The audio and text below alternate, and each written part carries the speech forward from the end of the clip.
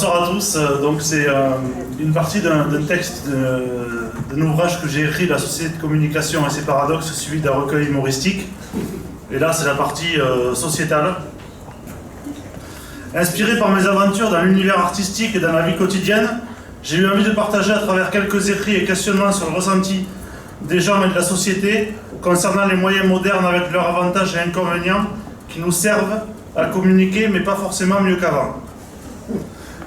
Bonjour à tous, à toutes, que l'on soit pauvre, riche, jeune, âgé, comme homme, croyant ou pas.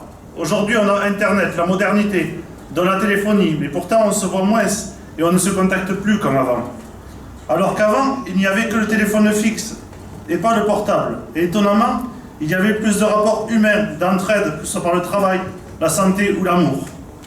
Cela était peut-être dû à la guerre qui était passée par là et avait resserré les liens, forgé une meilleure solidarité, fraternité. Le naturel, la simplicité étaient davantage présents, alors que la vie pouvait s'avérer plus dure. Nous sommes devenus au fil du temps des espèces de zombies, des moutons de panurge, pouvant facilement être mal influencés, corrompus par l'argent, l'appât du gain, comme beaucoup de politiques, la plupart des médias télé, la presse qui se sont mis à faire du disque rayé dans les actualités.